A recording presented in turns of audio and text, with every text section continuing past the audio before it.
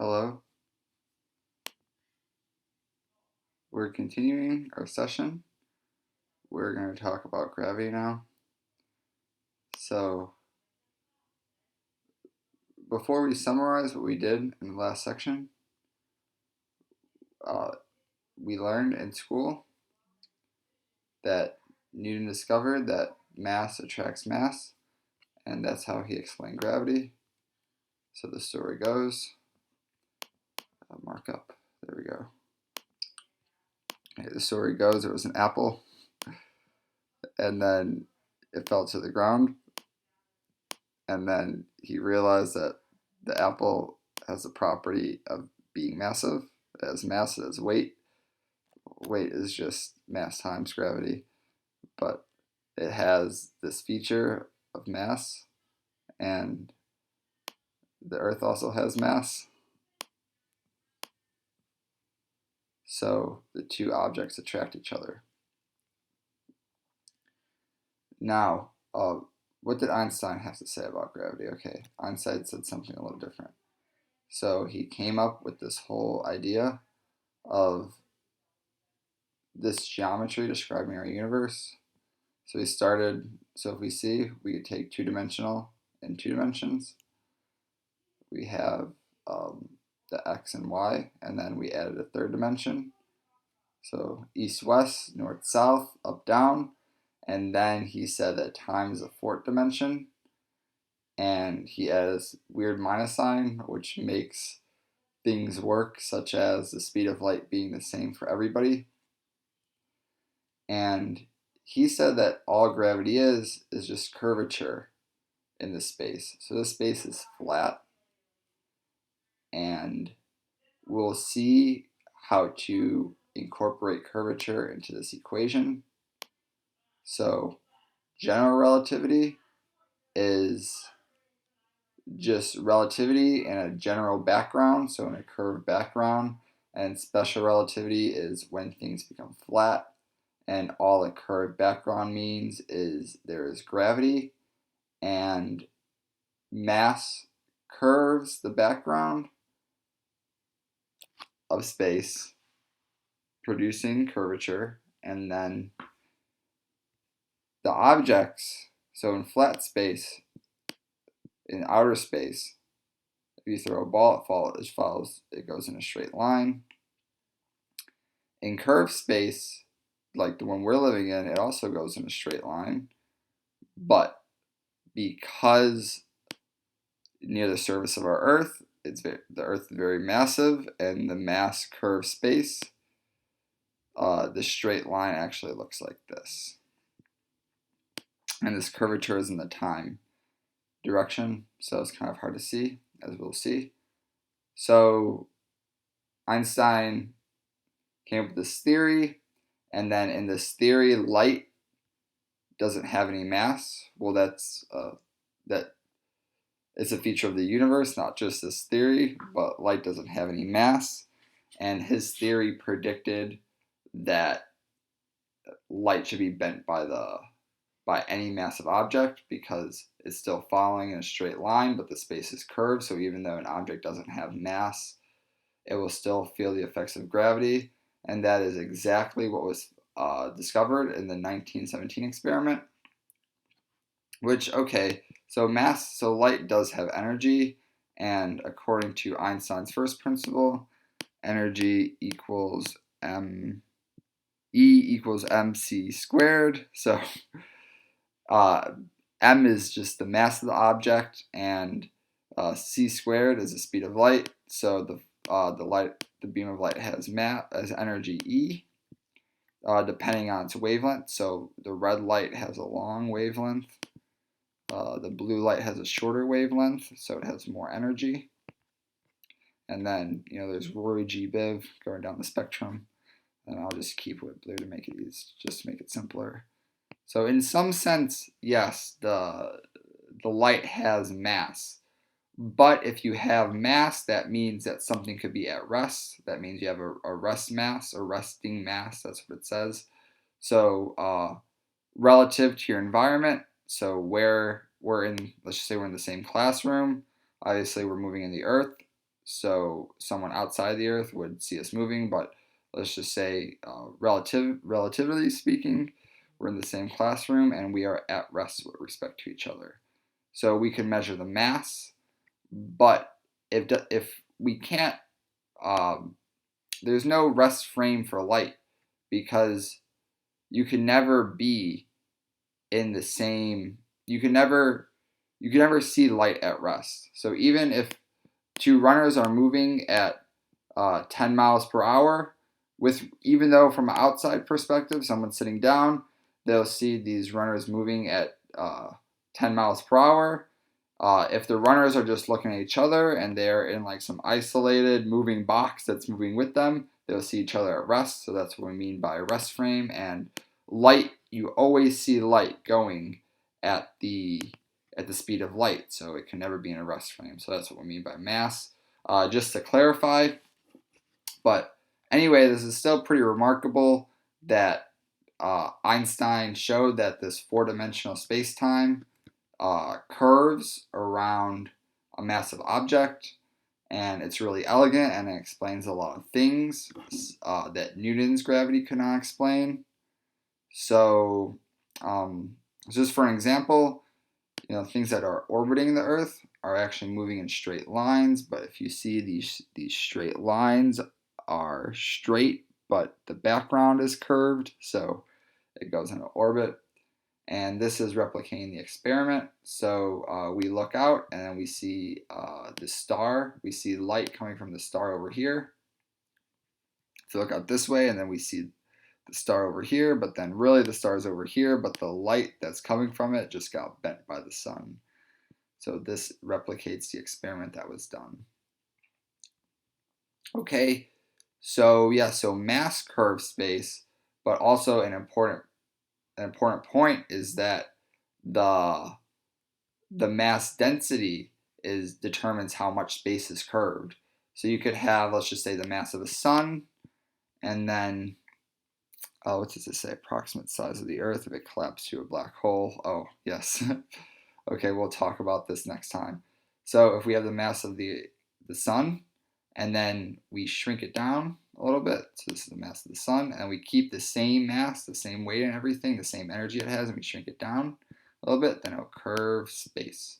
And then if we shrink it down more, it will curve space more, and then eventually when we shrink it down to a small enough sphere, a small enough area, it just collapses into one point, and then we call that a black hole. And then the area which it needs to get down, so right here, let's just say this is the area which a black hole is formed, then all the mass gets kind of, as soon as it gets into this small region, it collapses to a point. But we define the black hole by this region of space, and anything that goes through this region can't escape. Nothing could escape, even light. So even if you're here in this region, yes, it'll be very difficult to escape, as we'll see. But it's still, with a lot of energy, you could escape it. If you're near the horizon, it'll take an infinite amount of energy to escape it, just like it will take, okay, so once you go inside coming out of the black hole is like going faster than the speed of light. So you can't go faster than the speed of light, because the speed of light gets trapped in the black hole, as we'll see. So why don't we see the space around us being curved? Well, this is a good analogy. So we have these two-dimensional people, and they live in this two-dimensional paper world, and we could bend the paper and they won't notice because we're bending it into the third dimension. So we only see in 3D, so the curvature also takes place in the fourth dimension, and that's why we don't see that's why we don't actually view our space being curved, but there is measurements that we could make that allows space to be curved. So in order to understand these measurements, let's talk about some properties of curved spaces. Okay, so you take a triangle, and you can do this right now. You get a piece of paper, and you could draw any triangle you want. And no matter what, you'll always end up with a triangle in which the angles equal 180 degrees. Okay, if you take a ball, for example, so let's say, like right here, we draw a line, and then we make a right angle, and over here, we make another right angle. So right here, this is 90 degrees, and same 90 degrees. This means same, not 11. That means I'm just quoting this result. And we draw straight lines. So we draw a 90-degree angle here, a 90-degree angle there, and eventually it will meet up at the top, and these two lines will intersect. And then this will be some angle. It might be 90, it might be less than 90, but still the point is that we have a triangle, and we have this angle equals 90, so 90 plus 90, that is already 180, and then plus another angle, we could, I don't know, just say it's 45, or let's just say it's a 90-degree angle too, because we can make three 90s.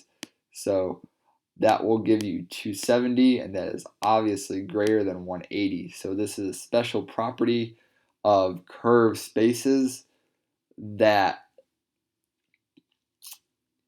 you won't see, that it violates intuition in flat space. So this is very important, and these types of modifications is what will allow us to modify this equation that we've been working with this whole time. So we're going to see how to modify this to make it so that we have a curved space, and then also the motion through our space replicates what we see in gravity. Okay. Okay, so an example of a curved space. So how are we going to do this? Okay, we are, okay, maybe okay, another interesting fact is, okay, so if we are at the okay, I don't think I wrote this down. So we're in Earth, right? So how can we see, is there any experiments that we do that could tell us that our Earth is curved, or that Earth curves space? And the answer is yes. So in flat space, in outer space, you could throw two things parallel to each other, and for the most part, they'll stay parallel forever and ever. I mean, sure, like even like a small ball, it has a small gravitational field. This has a small gravitational field. So if you really run it forever, they'll eventually become attracted to each other, but for good purposes, it won't. It's kind of similar to the analogy that we had with driving 60 miles per hour in a car, that you'll get a lot younger. Yeah, sure, you technically will, but it's not going to make a difference. And the same with this. But however, if we have a strong gravitational field, we could see the effects. So we drop objects. I'll make it slimmer to make it more realistic. So we drop them at 90 degrees from each other. So we drop two balls, and eventually they will eventually intersect. I'll make this a little better. They'll be pulled by gravity and intersect. And then, since we're saying that gravity is space-time, we see that we already have 290 degrees, so then the space must be curved, because all three angles will be greater than 180 degrees. Okay, and an example, so let's do one simple example of curved space before we get into the curved space that we see when we drop things, that we can experimentally measure by dropping a pencil to the ground right now. We'll get into that, but first let's do something a little simpler to see how to modify this equation. So this is, like I said, this describes our universe. We could describe our universe with some Pythagorean theorem, altering it. So how do we make this curve? Well, the first thing we could do, we could multiply it by some function. We say this of t. So t is time. And really what this will look like, we have space and we have time. and the space is growing. So this is what I mean. So the spatial section, so we're only multiplying it by our 3 space dimensions. So as time progresses, the 3 space dimensions grow. If we take this case, and they grow linearly. And this actually happens. It's called the expansion of our universe. It's very fascinating stuff. Maybe I'll get into it in the next lecture, why that happens. But we observe that our universe is expanding. So the distance between, even me and this computer right now, the distance is growing between us, but just so small that we can't notice it. But over large distances, it definitely becomes noticeable. So let's take for one example. So if we have t equal to 1, so at, this 1, that means t, this is a 1. There we go, not t. That equals 1. What do we get? We get back flat space. And here we have a scenario where there's 2 friends and they're separated. They're originally separated by 5, let's just say 5 feet in the x direction. And then their y, they're not separated anytime in this direction.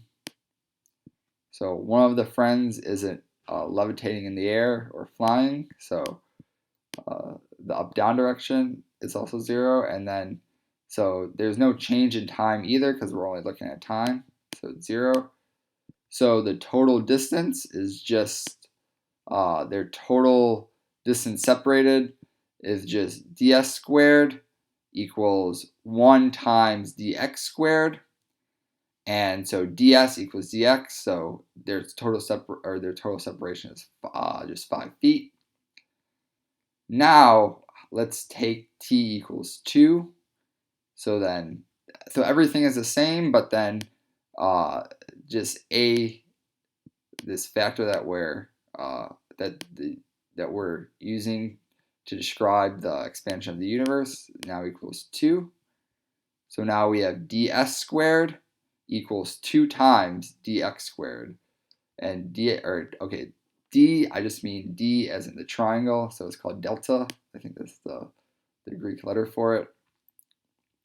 Okay, so now that we see that even though they were they started 5 feet away, after time, at a certain time, this became these 2 marked points, which we say this is, so the dx is not really the space, it's just you're marking points. So this is 1, 2. It was like we had that grid where it's just like block 1, block 2, block 3. Okay, so what we're saying, this is let's say this is block 0, this is block 5, so they are separated 5 blocks. But then the space, the blocks are getting bigger. So that's what I'm saying. So even though there's 1, 2, 3, 4, 5, there's 5 marks. There's still 5 marks between them. However, these marks are getting bigger. So space is expanding. And this is a calculation that you can do. Okay, it's pretty straightforward to see this, that according to this, they'll be about 7 feet away. Okay, so now we could ask what happens at t equals 0. And that means that all these 5 blocks are now just at a single point. So in fact, if you have millions and millions of blocks, they will all eventually become condensed to a single point. And this is what we see in the Big Bang. Since the universe is expanding, we run the clock backwards, and then we say that, okay, our universe started from 1 point, t equals 0, so there's no distance between anything. The whole universe is a single point, and then it expands like this. Yeah, very neat. Okay, so it's not just expanding, but it's accelerating. So we took at, our expansion parameter, to be t, but in reality, just to make this simpler, but in reality it's something like t squared, and more precisely, the measurements that we have is t to the exponential. This is the exponential function. Oh, this is horrible. E. And then it's called the Hubble's constant. This is supposed to be an H. You can see T. So in reality, this is what we would put into this parameter to get the expansion. Okay, cool. So this is a good place to stop for now.